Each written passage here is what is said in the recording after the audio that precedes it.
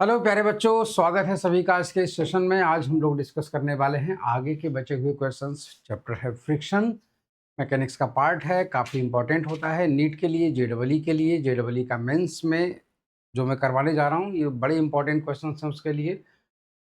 Friction में सबसे ज़्यादा मैथमेटिक्स का किस पार्ट का यूज होता है? मैंने कई बच्चों से पूछा, क्लास में सवाल करवाने के बाद मैंने पूछा तो भी बार बार कन्फ्यूजन में रहे। एक्चुअली में ट्रिग्नोमेट्री और इनइक्वालिटी, बस दो का सबसे ज़्यादा यूज होता है यहाँ पर। तो ध्यान रखिएगा, बस यहाँ पर इनइक्वालिटी जो हम लोग अलजेब्रा में पढ़ते थे वो यहाँ पर यूज होती है।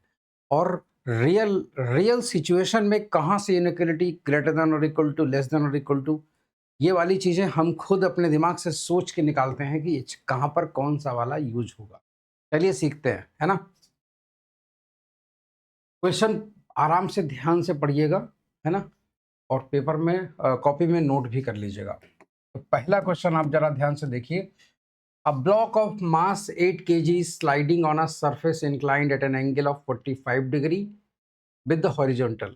Calculate the acceleration of the block. The coefficient of friction between the block and surface is 0.6. मतलब ये वाला जो एंगल है, इंक्लिनेशन एंगल, ये तुमको दिया हुआ है 45 डिग्री, और यहाँ से म्यू की जो वैल्यू दे रखी है वो दे रखी है 0.6, और जो मास दे रखा है थीटा, मतलब थीटा दे रखा है 45 डिग्री, और मास दे रखा है कितना, 8, मास 8 kg। जी इक्वल टू हम लोग मान लेते हैं 10 मीटर्स पर सेकंड स्क्वायर, ठीक है। और साथ में हाँ, तुमसे पूछ क्या रहा है, calculate the acceleration of the block. देखो, सवाल में अगर वो एक्सीलरेशन पूछ रहा है तो फिर भी हम लोगों का फर्ज बनता है पहले ये पता कर ले कि फिसलेगा भी कि नहीं फिसलेगा, है ना। तो देखिए, यहाँ पर ये जो तुम्हारा ब्लॉक है, ये जिसका मास m है, ये ब्लॉक नीचे की ओर खिसक के आता है, और मान लेते हैं जो नीचे की ओर जो फोर्स लगने वाला है उसका नाम है mg साइन थीटा। अगर नीचे की ओर वो फिसल रहा है तो इसी फोर्स की वजह से फिसलेगा, और फ्रिक्शन लगेगा बैकवर्ड डायरेक्शन में Fr। फ्रिक्शन यहाँ पर लगेगा, यहाँ पर जो फ्रिक्शन की वैल्यू यहाँ पर होगी तो हम लोग कुछ इस तरीके से निकालेंगे। फ्रिक्शन की जो वैल्यू होगी that will be equal to mu into N, और यहाँ पर तुम्हारा म्यू इंटू ये हो जाएगा एम जी कॉस थीटा, तो यहाँ पर F R this is equal to 0.6 into 8 into 10 into cos 45 degree, और ये तुम्हारा हो जाएगा F R this is equal to 8×48, 48 गुणा √2, 1/√2, तो ये हो जाएगा 24√2 न्यूटन। तो ये इतने का, this is the maximum frictional force that can act. ये तुम्हारा वो फोर्स है जो फ्रिक्शन फोर्स जो लगेगा बैक साइड में जब ये नीचे की ओर फिसलेगा, ठीक है, जब ये नीचे की ओर फिसलेगा। अच्छा, तो यहाँ पर जरा एम जी साइन थीटा निकाल के देख लेते हैं हम लोग, स्लाइडिंग फोर्स, है ना। तो एम जी साइन थीटा, तो एम जी साइन थीटा की जो वैल्यू तुम्हारी होगी वो कितनी हो जाएगी, एम बोले तो 8, और ये तुम्हारा 10, और ये तुम्हारा 1/√2, तो ये तुम्हारा हो जाता है 80, और ये 40√2, 40√2 न्यूटन। तो एक चीज़ तो कन्फर्म है कि फ्रिक्शनल फोर्स कम है और नीचे की तरफ लगने वाला फोर्स ज़्यादा है। तो एक चीज़ कन्फर्म है कि ये नीचे फिसलेगा और इसका एक्सेलरेशन होगा ए, ठीक है। यहाँ से ए बराबर acceleration will be equal to क्या, तो नेट फोर्स होगा वो अपॉन टोटल मास, है ना, अपॉन मास, और ये तुम्हारा कितना हो जाएगा, ये हो जाएगा एम जी साइन थीटा, हाँ, M G sine theta minus F R, और ये तुम्हारा टोटल मास हो जाएगा एम। तो यहाँ से A will be equal to M G sine theta, this is 40√2 minus 24√2 upon 8, तो यहाँ से ये हो जाएगा 5√2 माइनस 3√2 और ये हो जाएगा 2√2 और 2√2 का मतलब हो जाएगा 2 इंटू 1.414, तो ये हो जाएगा तुम्हारा ए इज इक्वल टू 2.818 मीटर्स पर सेकेंड स्क्वायर। ये तुम्हारा एक्सेलरेशन आ जाएगा। ये इस एक्सेलरेशन से नीचे की ओर जाएगा, है ना। कोई ऐसा बहुत ज़्यादा खास क्वेश्चन नहीं था ये, मगर खैर चलिए कोई बात नहीं, आगे की तरफ बढ़ते हैं। थोड़ा सा अच्छा क्वेश्चन है ये उससे। A wooden block of mass 0.8 kg, ये 0.8 kg है, लकड़ी का ब्लॉक है। इसको खींचा जा रहा है एक इस तरीके के अरेंजमेंट से जिसमें ये नीचे वाला जो मास है 0.2 kg का है और इनके इनके बीच में जो फ्रिक्शनल फोर्स, फ्रिक्शन कोफिशिएंट जो दे रखा है, friction coefficient a wooden block of mass 0.8 kg dragged along a level frictionless surface। Okay, ये फ्रिक्शनलेस सरफेस है, मतलब यहाँ से म्यू इक्वल टू 0 है। ओहो, तो इसका ये मतलब हो गया है कि सिर्फ एक ही फोर्स यहाँ पर लग रहा है, वो भी कौन सा, वो भी ये वाला। तो यहाँ से ये वाला तुम्हारा फोर्स लग रहा है W, तो ये तो वाला तुम्हारा कितना हो जाएगा 0.2 multiplied by 10 and this is equal to 2 newton. 2 newton, ये 2 न्यूटन का फोर्स यहाँ पर लगेगा नीचे की तरफ, ठीक है। अब क्या होगा, ये 2 न्यूटन का फोर्स है, ये तुम्हारा इस वाले ब्लॉक को भी खींचेगा, इस वाले ब्लॉक को भी खींचेगा नीचे की तरफ। मान लेते हैं ये ए एक्सेलरेशन से नीचे की ओर जाते हैं, ठीक है। तो calculate the tension in the string. अच्छा ठीक है, तो सबसे पहले देखिएगा, इनको हमने फोर्सेस दिखा दिए, तो यहाँ से जो एक्सेलरेशन ए निकलेगा ना, वो निकलेगा तुम्हारा एम जी अपॉन, या mg का मतलब यहाँ पर m1 मान लेते हैं, इसको मान लेते हैं m1, है ना। ये तुम्हारा हो गया m1। तो चलिए, तो तुम्हारा m1 g upon m1 plus m2, ये तुम्हारा बड़ा सिंपल सा आंसर आ जाएगा। 2 × 10 नहीं, 2 × 10 नहीं, 0.2 किलोग्राम था ना, हाँ ठीक है। तो ये ऊपर तुम्हारा आ जाएगा 2 और बटा 0.8 ये हो जाएगा 1, है ना, 1 हो जाएगा, बराबर हो जाएगा 2 मीटर्स पर सेकेंड स्क्वायर। तो 2 मीटर पर सेकेंड स्क्वायर से ये नीचे की तरफ जा रहा होगा। चलिए, अब अगर हम लोग इस वाले ब्लॉक की अगर एमसीवी वो सॉरी मतलब एफबीडी बना ले, तो बड़े वाले ब्लॉक की, तो यहाँ पर इसको अगर देखें तो ये तुम्हारा 0.8 है ये, ठीक है। 0.8 kg, ये तुम्हारा टेंशन टी है और ये जा रहा है एक्सेलरेशन ए से 2 मीटर्स पर सेकेंड स्क्वायर। तो यहाँ से टी बराबर तुम्हारा हो जाएगा m इंटू ए, और ये तुम्हारा हो जाएगा 0.8 इंटू 2। तो यहाँ से T will be equal to 1.6 newton. तो ये तुम्हारा 1.6 न्यूटन आ जाएगा, यहाँ पर 1.6 न्यूटन का लगेगा इस तरीके से फोर्स, ठीक है। फ्रिक्शन लेस सरफेस था इसलिए ऐसा हो गया, अगर यही फ्रिक्शन लेस ना होता तो ये क्वेश्चन थोड़ा सा डिफिकल्ट हो जाता, ठीक है ना। Tension in the string and the acceleration of the blocks, चलो वो भी आ गया हमारे पास में। अब आते हैं जरा आगे की दिशा में, अगला क्वेश्चन देखते हैं। A block of mass 5 kg is at rest on a rough inclined surface. If angle of inclination of plane is 60 degree, then force applied by it on the block.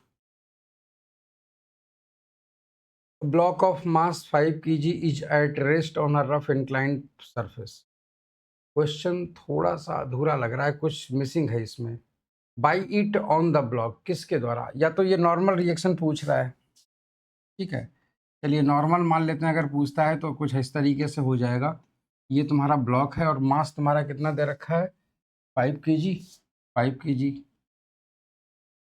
ठीक है। अच्छा, और एंगल कितना दे रखा है, angle कितना दे रखा है 60 डिग्री, ठीक है। ये तुम्हारा 60 डिग्री है, ठीक है। तो ये तुम्हारा नॉर्मल रिएक्शन है, ये तुम्हारा हो जाएगा mg cos theta, mg cos theta. तो चलिए नॉर्मल रिएक्शन का मतलब होता है तुम्हारा ये बड़ा वाला ब्लॉक, मतलब नीचे वाला ये जो ट्रेंगल बड़े वाले ब्लॉक पर कितना फोर्स लगा रहा है, ये तुम्हारा हो जाएगा mg cos थीटा के बराबर। तो mg cos थीटा, तो तुम्हारा n will be equal to, m तुम्हारा दिया है 5 इंटू तुम्हारा 10 इंटू कॉस थीटा। कॉस 60 का मतलब होता है तुम्हारा 1/2, तो ये हो गया 50 और ये हो गया 25 न्यूटन, ठीक है ना। हाँ 25 न्यूटन, तो ये तुम्हारा सही जवाब हो जाएगा, यहाँ पर 25 न्यूटन हो गया। चलिए आगे की तरफ चलते हैं, ये तो बड़े सिंपल सिंपल से क्वेश्चन है। हाँ आगे देखते हैं जरा। Find the least pulling force which find the least pulling force which acting at an angle of 45 degree with the horizontal will slide a body weighing 5 kg along a rough horizontal surface. The coefficient of friction इतना इतना if a force of double this applied then same direction then find the resulting acceleration. ठीक है, कह रहा है कि इसको slide करने के लिए जो फोर्स की रिक्वायरमेंट है वो फोर्स पहले पता करो। देखो यहाँ पर इसका सिंपल सा हम एक डायग्राम बनाते हैं, यहाँ पर समझिएगा जरा। मान लेते हैं जरा कि ये कोई टेबल है, ये कोई टेबल इस तरीके से रखी हुई है और ऐसे करके यूं करके, ठीक है। और इसका जो वेट होगा वो तुम्हारा नीचे की ओर काम करेगा इस तरीके से, mg नीचे की ओर काम करेगा, ठीक है। और जो इसका हाँ इसका नॉर्मल रिएक्शन जो होगा वो तुम्हारा ऊपर की तरफ काम करेगा ऐसे करके। नॉर्मल रिएक्शन जो होगा वो तुम्हारा ऊपर की तरफ काम करेगा ऐसे। जो फोर्स होगा, फोर्स के तुम्हारे दो कंपोनेंट होंगे, ठीक है। फोर्स के दो कंपोनेंट होंगे, एक तुम्हारा हॉरिजॉन्टल होगा और एक तुम्हारा वर्टिकल कंपोनेंट होगा। अरे एक हॉरिजॉन्टल हो जाएगा और एक वर्टिकल कंपोनेंट हो जाएगा ऐसे करके। तो ये वाला जो वर्टिकल कंपोनेंट होगा ये ऊपर की तरफ ऐसे करके काम करेगा, है ना। और ये वर्टिकल कंपोनेंट तुम्हारा कितना होगा, F sine 45 degree, F sine 45 degree. और ये वाला जो तुम्हारा होगा फोर्स, ये वाला, हाँ ये वाला कितना काम करेगा, यहाँ से ये इस तरीके से काम करेगा इसका एफ कॉस 45 डिग्री, ठीक है, इस तरीके से। मगर फ्रिक्शनल फोर्स जो होगा वो तुम्हारा अपोजिट डायरेक्शन में ऐसे करके वर्क करेगा इस तरीके से, है ना, एफ एस। ये स्टैटिक फ्रिक्शन होगा। देखो इसको मतलब लीस्ट पुलिंग फोर्स, मतलब इतना फोर्स लग जाए हॉरिजॉन्टल में कि जस्ट चलना स्टार्ट कर दे। जस्ट चलना अगर स्टार्ट करेगा इसका मतलब ये हो जाएगा कि एफ कॉस 45 की वैल्यू ठीक या तो इसके बराबर हो जाए या इससे बड़ी हो जाए, है ना। तो लीस्ट पुलिंग फोर्स ऐसा करके निकाला जाएगा। तो यहां से एक चीज हमारे पास कंफर्म हो जाएगी, फॉर लीस्ट पुलिंग फोर्स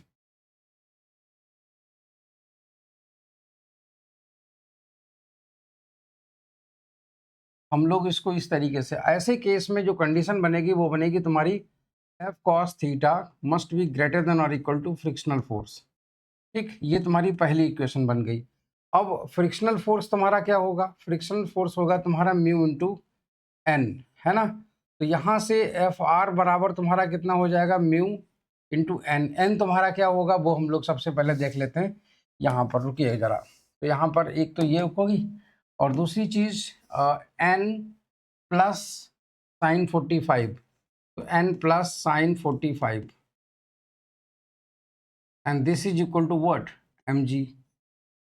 तो यहाँ से एन बराबर तुम्हारा कितना आ गया, M G minus F sine 45, हाँ एफ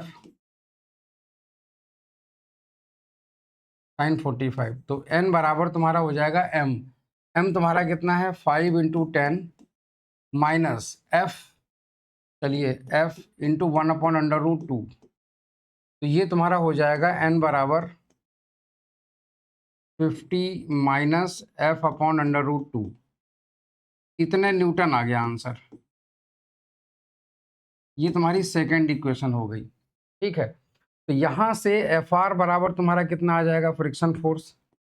तो फ्रिक्शन फोर्स की वैल्यू तुम्हारी आ जाएगी म्यू इंटू एन। तो म्यू की वैल्यू तुम्हारी कितनी है, 1/3। तो ये है तुम्हारी 1/3 multiplied by 50 minus F upon √2, ये हो गया, ठीक है। तो ये तुम्हारा फ्रिक्शनल फोर्स की वैल्यू आ गई, फ्रिक्शनल फोर्स की वैल्यू आ गई। अब ये वाली कंडीशन यहाँ से होल्ड करेगी, ये वाली, है ना, ये वाली। तो यहाँ से देखते हैं जरा, तो ये तुम्हारा हो जाएगा एफ कॉस 45। कॉस 45 का मतलब हो जाएगा 1/√2। ठीक है, तो F upon √2 must be greater than और equal to frictional force. This is 1/3, 1/3 ना लिख करके सीधे लिखो 50/3, 50/3 माइनस एफ अपॉन 3√2। अब इसको इधर ले आओ, तो ये क्या हो जाएगा, ये तुम्हारा हो जाएगा F upon √2 plus F upon 3√2। अब यहाँ पर अगर हम लोग मल्टीप्लाई करवा दें, 3 का ऊपर नीचे से मल्टीप्लाई करवा दें 3 का, तो यहाँ से ये चीज़ ऐड हो जाएगी विच इज़ ग्रेटर देन और इक्वल टू 50/√3, 50/3। ठीक है, तो यहाँ से ये हो जाएगा 4f अपॉन 3√2 ग्रेटर देन और इक्वल टू 50/3, 50/3। इससे ये कैंसिल, और ये तुम्हारा हो जाएगा 2f ग्रेटर देन और इक्वल टू 25√2। तो ये हो जाएगा तुम्हारा f ग्रेटर देन और इक्वल टू 12.5 मल्टीप्लाइड बाय √2। ठीक, तो ये तुम्हारा f ग्रेटर देन और इक्वल टू आ जाएगा 12.5 इंटू √2 की वैल्यू होती है 1.414, है ना। तो f must be greater than और इक्वल टू 17.68 न्यूटन। मतलब ये आ जाएगा, f की वैल्यू इससे बड़ी होनी चाहिए तब ये पूर्णतः खिसकने लगेगा। कहने का मतलब मिनिमम वैल्यू ये होनी चाहिए 17.68 न्यूटन। ठीक है, चलो ये तो ये आ गया, काफ़ी ठीक ठाक सवाल था ये। अच्छा, अब आते हैं जरा हमसे, अगर हमसे अब पूछेगा, अब क्या पूछेगा ये, अब तो हमसे ये पूछेगा कि इसका एक्सेलरेशन बताओ, है ना। अब तो हमसे ये पूछेगा इसका एक्सेलरेशन बताओ जब इससे डबल फोर्स लगा दिया जाए, जब इस पर डबल फोर्स लगाया जाएगा, फोर्स ऑफ डबल, ठीक है ना, तब तुमसे कह रहा है सेम डायरेक्शन में लगाया जाए, सेम डायरेक्शन में, तब उसका रिजल्टिंग एक्सेलरेशन क्या हो जाएगा। तो रिजल्टिंग एक्सेलरेशन क्या हो जाएगा, बहुत सिंपल है, फ्रिक्शन फोर्स नीचे पीछे पता ही चल गया कि कितना फ्रिक्शन लग सकता है मैक्सिमम, है ना। मैक्सिमम कितना फ्रिक्शन लग सकता है, इतना कहाँ गया, 1/3 इंटू 50 माइनस एफ अपॉन √2। ठीक है, तो डबल फोर्स लगा दोगे तो एक्सेलरेशन तुम्हारा निकल आएगा। डबल फोर्स मान लेते हैं, जैसे ये तुम्हारा है, अगर इसका डबल फोर्स लगा दिया जाएगा तो एक्सेलरेशन क्या है, बस पीछे की तरफ फ्रिक्शन। तो यहाँ पर फ्रिक्शन की वैल्यू रख दो, एफ की वैल्यू रख करके और आंसर निकाल लो। तो यहाँ पर फ्रिक्शन जो होगा, पॉसिबल फ्रिक्शन, तो वो तुम्हारा कितना आ जाएगा, F will be equal to 1/3 50 minus F upon √2। F की जो वैल्यू है वो है तुम्हारा 12.5 √2। हाँ, तो ये तुम्हारा 12.5 आ जाएगा, चलिए 12.5, तो ये हो जाएगा 37.5 37.5/3, इतने न्यूटन आ जाएगा फोर्स। अब इतने न्यूटन ये वाला फ्रिक्शन फोर्स लग जाएगा, और इसका दोगुना फोर्स अगर लगा दिया जाए तो वो देख सकते हो, ये वाला तुम्हारा हो जाएगा। चलिए ठीक है, तो आई होप सो कि ये चीज़ आप लोगों को क्लियर हो जाएगी, है ना। अब चलते हैं आगे की डायरेक्शन में और अगला क्वेश्चन देखते हैं। फोर्स, क्वेश्चन नंबर 9, जरा देखिए क्वेश्चन नंबर 9 तुम्हारा क्या कह रहा है, force F is gradually increased from zero, determine whether the block will first slide और लिफ्ट अप। ये एक, मतलब ये क्वेश्चन देखो, ये क्वेश्चन क्या पूछ रहा है, ये तुमसे जानना चाह रहा है। एक्चुअल में इसका पूछने का वो तरीका, वो मतलब नहीं है कि पहले कौन उठेगा उठेगा कि स्लाइड करेगा। ये जानना चाह रहा है कि तुम्हें कंडीशन पता है कि नहीं है।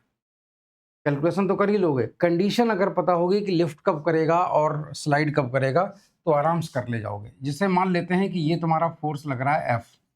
अब यहाँ पर ये फोर्स अगर एफ लग रहा है, इसके दो कंपोनेंट हो जाएंगे, एक तुम्हारा कंपोनेंट ये हो जाएगा इसका हॉरिजॉन्टल कंपोनेंट, और एक कंपोनेंट इसका हो जाएगा वर्टिकल कंपोनेंट ये वाला।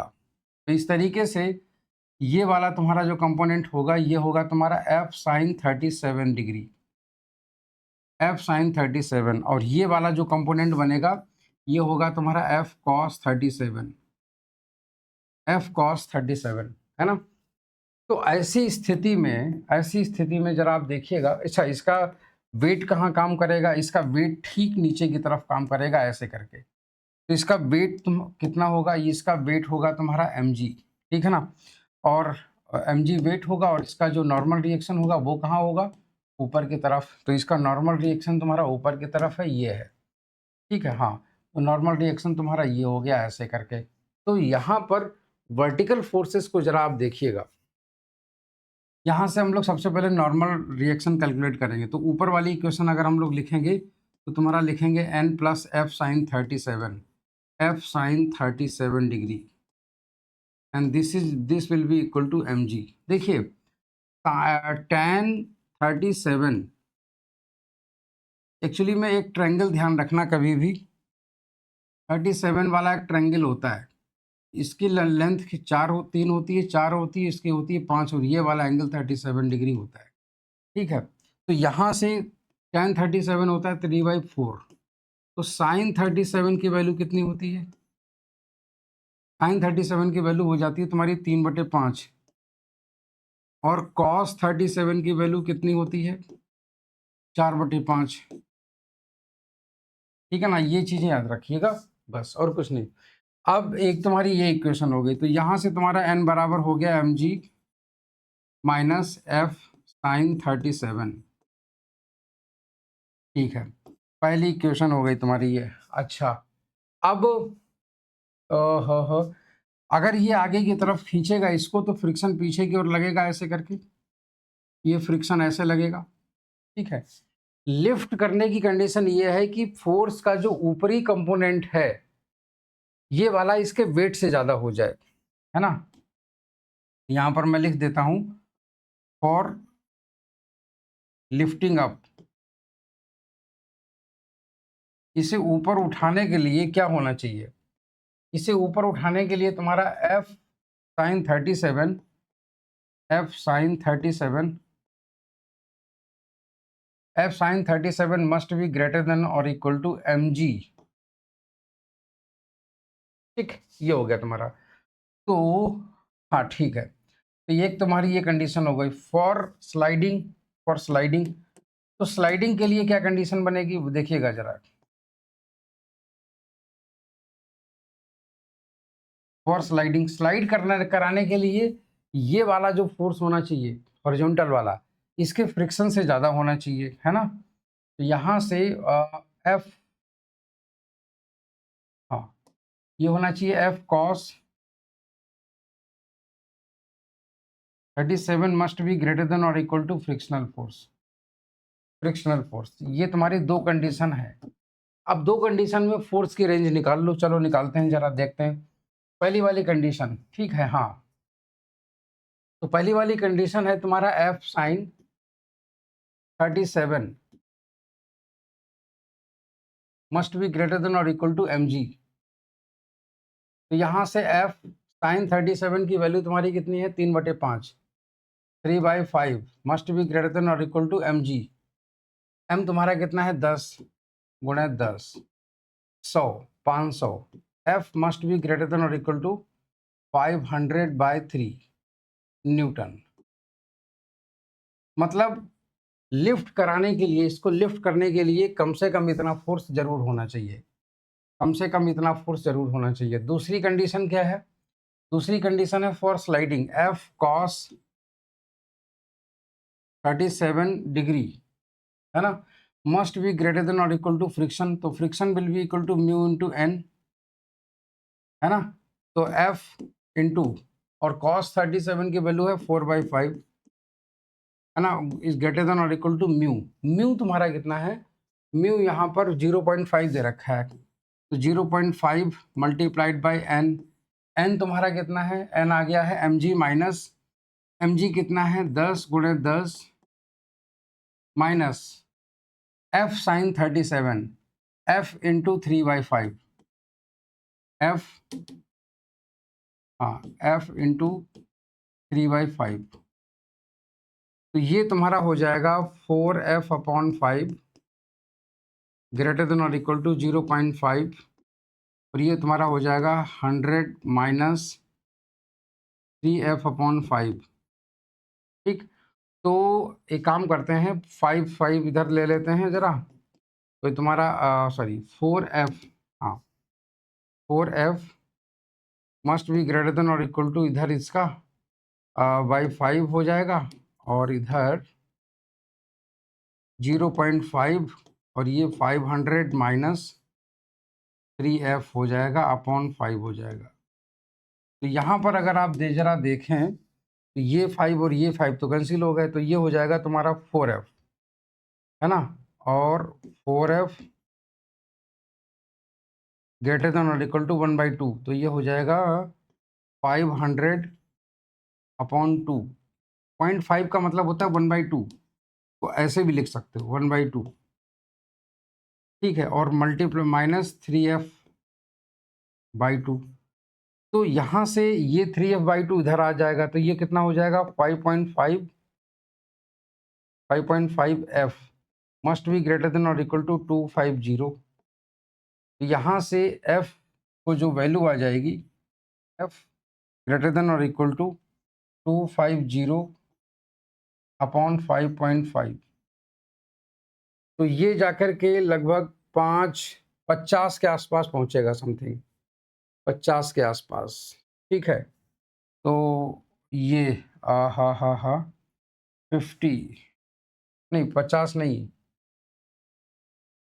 5, हाँ ठीक है, 50 के आस 50 से थोड़ा नीचे ही रहेगा ये। तो ये वाला फोर्स ये कह रहा है ये तुम्हारा स्लाइडिंग वाला है, स्लाइडिंग वाला है, और ये वाला तुम्हारा कितना कह रहा है, ये वाला। तो यहाँ से ये जो लगभग वैल्यू आएगी 3 एकम 3 और 2 3 छक 18 और 18, और फिर बाद में 3 छक 18 और ये 6 7, तो लगभग ये समझो जरा, लिफ्ट कराने के लिए इसको चाहिए कितना 186.67 न्यूटन, और खिसकाने के लिए चाहिए इतने न्यूटन स्लाइडिंग कराने के लिए। तो स्लाइडिंग कराने वाला फोर्स जो है ना वो बहुत कम है, लिफ्ट कराने के लिए ज़्यादा फोर्स लग रहा है। तो ऑब्वियस सी बात है ये स्लाइड पहले करेगा, तो ये स्लाइड करेगा, ये तुम्हारा आंसर सही हो जाएगा, ये पहले स्लाइड करेगा, लिफ्ट नहीं करेगा, ठीक है। आगे की तरफ आते हैं, देखो जरा क्वेश्चन को, इसको जरा ध्यान से। एक क्वेश्चन है, in the given figure an object, ये इतना सिंपल क्वेश्चन है, ठीक है, कि इसको देखा जाए तो ये वेक्टर का क्वेश्चन है और कुछ नहीं है। तो इसको एक बार पढ़ लो और इसका आंसर हमें कमेंट बॉक्स में नीचे कमेंट में लिखना आप लोग। In the given figure N object of mass 10 kg is kept on a rough table as seen from the above. Forces are applied on it as shown. Find the direction of static friction if the object does not move. Object move नहीं कर रहा है, इतना 20 Newton का force x direction में लग रहा है, 15 न्यूटन का वाई डैश डायरेक्शन में लग रहा है, वाई नेगेटिव में। तो कह रहा है अब ये ब्लॉक चल नहीं रहा है, देखो दोनों डायरेक्शन में लग रहा है, तो ऑब्वियस सी बात है फ्रिक्शन हमेशा मोशन के अपोजिट लगता है। अब इसकी मोशन किस तरफ होगी, जिस तरफ रिजल्टेंट आएगा, रिजल्टेंट किस तरफ आएगा, इस तरफ आएगा। रिजल्टेंट कितना होगा तुम्हारा 20 का स्क्वायर प्लस तुम्हारा 15 का स्क्वायर। फ्रिक्शन तुम्हारा इसके अपोजिट लगेगा, फ्रिक्शन बिल्कुल अपोजिट लगेगा, है ना। तो यहाँ से अगर आप देखो तो ये वाला मान लेते हैं थीटा एक्स एक्सिस से, तो तुम्हारा tan थीटा, यहाँ पर भी तुम्हारा tan थीटा ये हो जाएगा tan theta, and this will be equal to कितना 15/20, and this is equal to 5 3 का 15 5 चौके 20। तो यहाँ से थीटा इज इक्वल टू आ जाएगा कितना 37 डिग्री, मतलब एक्स एक्सिस से 37 डिग्री का एंगल बनाएगा। बस हो गया आंसर। आगे की तरफ चलते हैं, ये देखिएगा question. A block of mass m is placed on a rough inclined plane. If the block is released from rest, block will slide or not. पहली चीज देखो, स्लाइड होगा या नहीं होगा, इसकी कंडीशन हम लोग कैसे निकालेंगे। इसका सबसे पहले तो नीचे की ओर लगने वाला फोर्स हम लोग कैलकुलेट करेंगे, और ये तुम्हारा कितना होगा mg sin थीटा, और पीछे की तरफ लगने वाला फ्रिक्शन की मैक्सिमम वैल्यू तुम्हारी क्या होगी वो हम लोग निकाल लेते हैं। तो सबसे पहली चीज़ कि यहाँ से n बराबर तुम्हारा क्या होता है, m बराबर होता है mg cos थीटा। तो यहाँ से ये हो गया तुम्हारा mg cos थीटा। और दूसरी चीज़ फ्रिक्शनल फोर्स की वैल्यू क्या होगी, fs मैक्स। तो ये तुम्हारा हो जाएगा mu into mg cos theta, mu into mg cos theta. और नीचे की तरफ स्लाइडिंग फोर्स तुम्हारा कितना है, mg sin थीटा। तो स्लाइड होगा कि नहीं होगा, दोनों की वैल्यू देख लेते हैं। तो यहाँ पर mg तुम्हारा स्लाइडिंग फोर्स कितना है,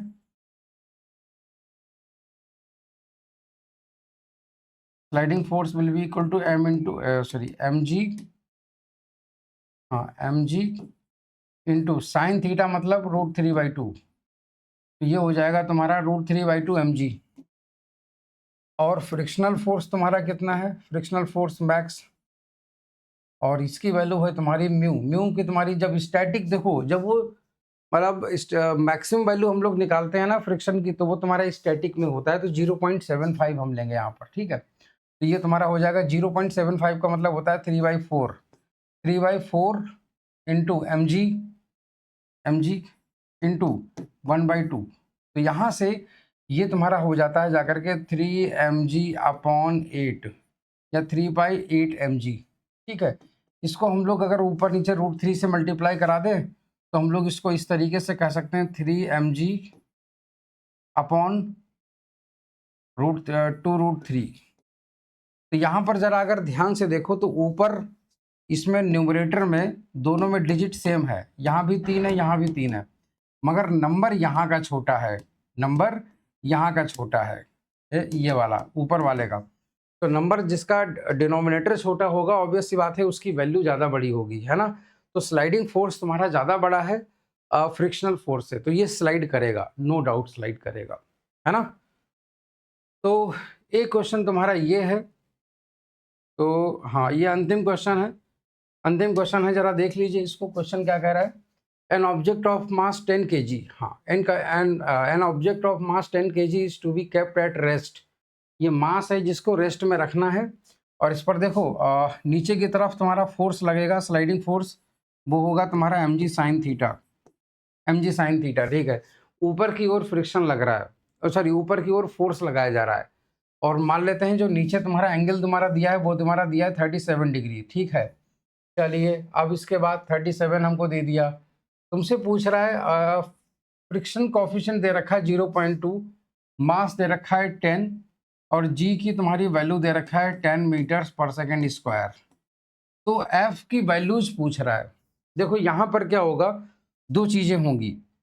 जरा सोचो कि अगर ये नीचे खिसक रहा है, ये नीचे खिसक रहा है और जस्ट इसको रोका गया है, तो एक तो ये हो जाएगा कि कम से कम ऊपर इतना फोर्स लगा दो, ठीक है।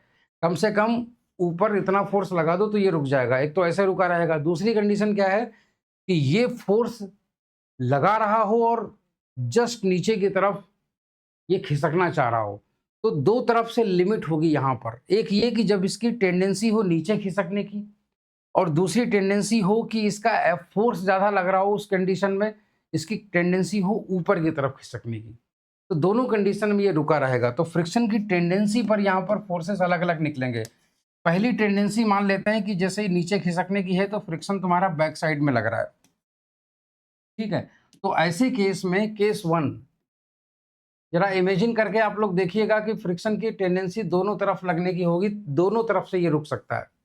तो ऐसे केस में तुम्हारा फोर्स जो होगा प्लस फ्रिक्शन जो तुम्हारा होगा, that will be equal to कितना हो जाएगा, mg sin theta, mg sin theta. तो यहाँ से f plus mu into mg cos theta बराबर mg sin थीटा। तो यहाँ से f बराबर तुम्हारा हो जाएगा mg, कॉमन ले लो तो ये तुम्हारा हो जाएगा sin theta minus mu cos theta. तो यहाँ से f की जो वैल्यू हो जाएगी m तुम्हारा कितना दे रखा है 10, 10 गुणा 10 into sine theta, sine 37 degree, sine 37 minus mu की वैल्यू तुम्हारी दे रखी है 0.2 इंटू कॉस थीटा 37 डिग्री। ठीक, तो यहाँ से f बराबर तुम्हारा हो जाएगा 100 इंटू साइन 37 की वैल्यू मैंने अभी आपको बताई थी।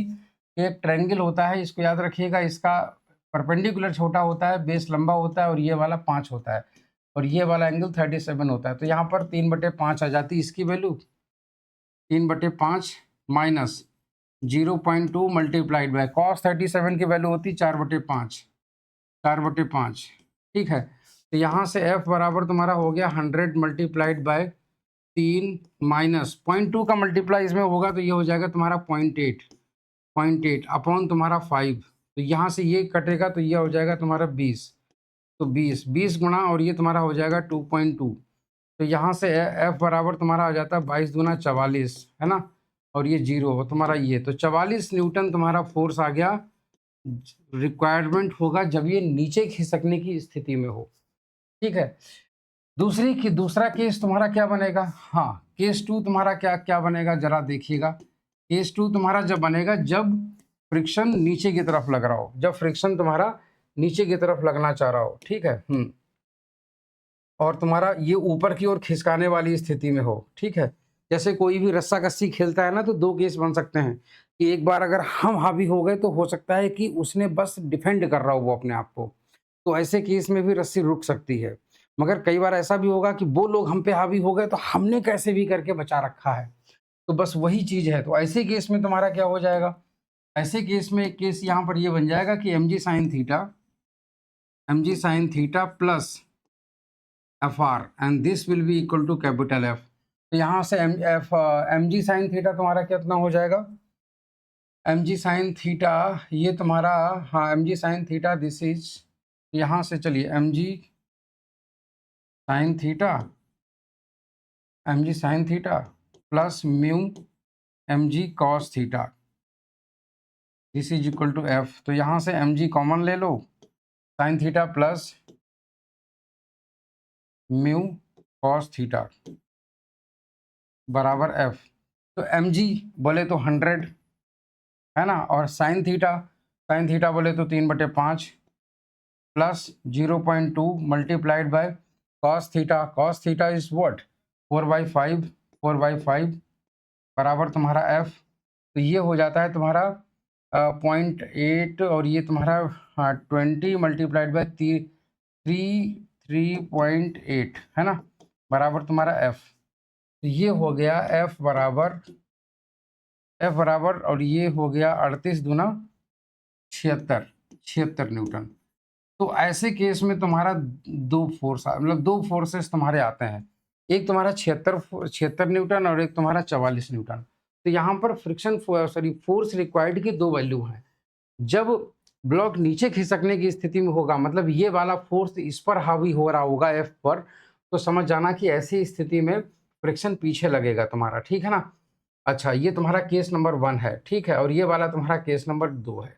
आई होप सो कि आप लोग समझ चुके होंगे ऐसी स्थिति में। तो यहाँ पर दो फोर्सेस निकल करके आते हैं, 44 न्यूटन और 76 न्यूटन। ठीक है ना। तो चलिए फिर अभी हम फिलहाल अभी इतना ही रखेंगे इस सेशन में। आप लोग एक बार फिर से देख लीजिए इसको, बहुत बढ़िया सा क्वेश्चन था। ठीक है, और आप लोगों को हम ये PDF प्रोवाइड करा देंगे। चलिए फिर, thank you so much, bye bye. अभी के लिए फिलहाल इतना ही। अगली वीडियो में हम कुछ और क्वेश्चंस लेकर के आएंगे, वो थोड़े से सिंपल होंगे। ये अच्छे खासे लेवल के क्वेश्चन डिफिकल्ट हैं। एक क्वेश्चन, 2-3 क्वेश्चन ऐसे हैं जो मैं कराना चाह रहा हूँ, मगर फिर मैं सोचता हूँ कि यूट्यूब पर कोई देखता नहीं है। एक क्वेश्चन मेरे टाइम पे रुड़की इंजीनियरिंग एंट्रेंस एग्जामिनेशन में मतलब आया हुआ, मैंने अपने टाइम पे पढ़ा था। एक टेबल है, टेबल पे एक जंजीर रखी हुई है, जंजीर का कुछ हिस्सा नीचे लटका हुआ है। अब बात यह है कि जंजीर यूनिफॉर्मली मास डिस्ट्रीब्यूटेड है, उसका मतलब एक समान जंजीर है, ऐसा नहीं है कहीं मोटी कहीं पतली, नहीं, एक समान है और उसकी लेंथ है कुछ। अब उसमें क्वेश्चन ये पूछा है कि कितनी लेंथ ज़मीन पे लटकी रहे ताकि जंजीर रुकी रहे। कुछ हिस्सा ज़मीन टेबल पे रखा हुआ है, कुछ हिस्सा ज़मीन पे लटका, ज़मीन की तरफ नीचे लटका हुआ है। फ्रिक्शन कोफिशिएंट जंजीर और टेबल के बीच में दे रखा है म्यू। अगर आप लोगों को ये क्वेश्चन समझ में आ रहा है और मान लीजिए कि जंजीर की जो टोटल लंबाई है वो है L, ठीक है, और जंजीर और टेबल के बीच में फ्रिक्शन कोफिशिएंट जो है ना वो दे रखा है तुम्हें म्यू। तो आप मुझे बताइए कि जंजीर की किस मतलब जंजीर का कितना हिस्सा नीचे लटका रहे ताकि ये स्टेबल कंडीशन में रहे। तो इसका आप हमें आंसर लिख करके भेजिएगा और हम देखेंगे, और नहीं तो फिर अगली क्लास में हम आपको इसका क्वेश्चन का आंसर बताएंगे। चलिए फिलहाल अभी इतना ही। Thank you so much. Bye bye, take care.